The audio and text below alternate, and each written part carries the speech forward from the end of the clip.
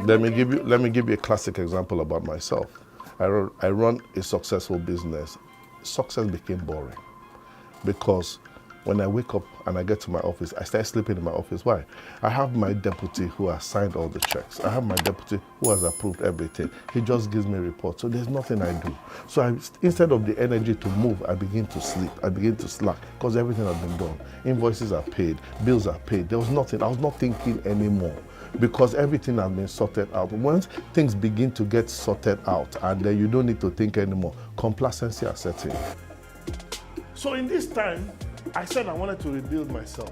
I had 47 cars, 16 were Range Rovers. I started dashing the Range Rovers out.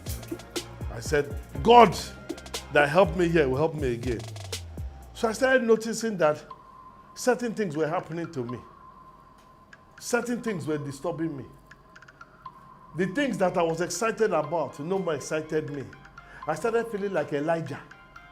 That it's easy for me to walk with short knicker and walk up and down. I have made money before. I will always make money. Now lie.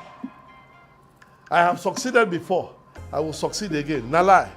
Between two mountains of success, there is a valley of failure.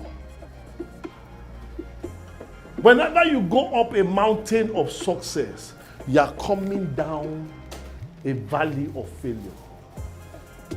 The signs that you are at the beginning of failure is what they call here is complacency.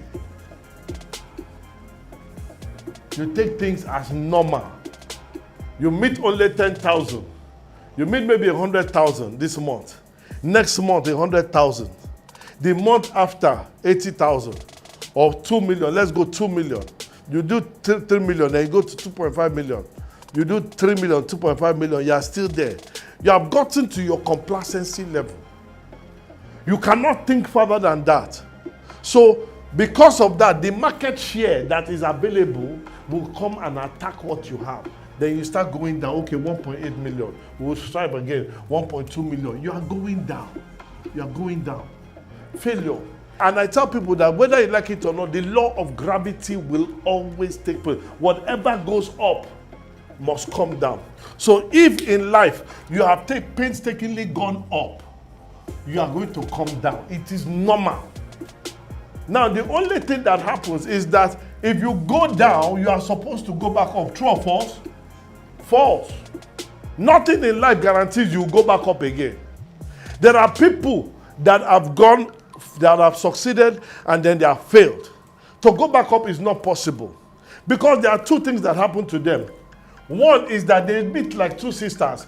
Two sisters. Sister A is called money. Sister B is called wisdom. Both of them are twin sisters. It is important you understand the wisdom before the money comes. Because if you understand money before wisdom comes, you will be abused. Sister B is a very jealous girl. Wisdom is jealous. If Sister B sees that you go for wisdom, for money first, she will say when money deals with you, you come and look for her. How do you know when money has dealt with you? I used to have money before. Know that wisdom has dealt with you. She has taught you a lesson. You will now come here. What wisdom does? Wisdom gives you friends. Wisdom gives you insight. Gives you exposure. Gives you training. That's all. And at the end, she will introduce you to money. So what happens is that if somebody knows wisdom first, you will be climbing like this. And you will know in future that you need to build a bridge across here. From one success to the next one. But if you go to meet money first, money will allow you climb up. The higher you go, the deeper the fall.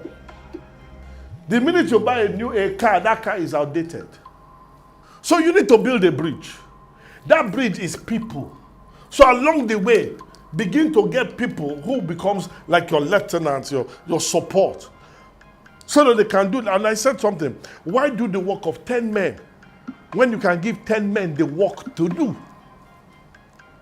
Develop capacity in this one. capacity in this world. So when you need to, you can delegate properly. When you cannot delegate, you cannot go far. That's when complacency sets in. So you build a bridge, and your bridge is people. So as you build people, because if in 3 months, what you sow, because that means 3 months of business, you do business now, you collect the money, you cash out. You cash out. It's corn. Poor people. 1 year. If you want results in 3 months, plant corn. If you want results in a year, plant yam. You will eat it, you will roast it, you will fry it. But if you want result of a lifetime, plant men. So it is men that carry you from one mountain to the other mountain. They would have told her, this our guy is good, he knows how to behave himself, he has ethics, he's the one that showed us the path. They were the one that will recommend you to your next level. But if you chop alone, you go up and you scatter. And I tell everybody, along the way, make sure you start carrying people early, start carrying people early, and do penetration tests, loyalty tests. Because at a certain point, you will need them to cross to your next level of success. If the bridge is weak, you are going to fall down. And if God help you, you are crashing immediately.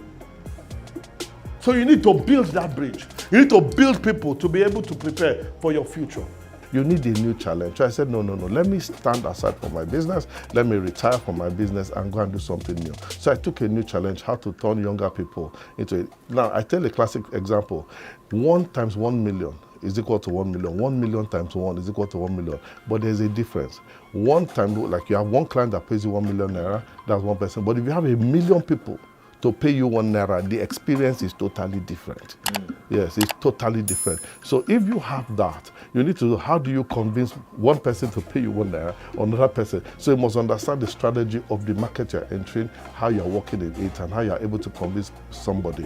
1 times 1 million is 1 market share, 100%. So if that person stops paying you, you have lost everything. So you need to check in the area of whether your industry or your relationship, you're gone. How do you stay relevant? It's cool. As we are getting older, our body shapes are changing, so you are no more as attractive as before, but you can be a mentor to people. You can also, that's how you do, you metamorphose according to your changes, your age, and every single thing.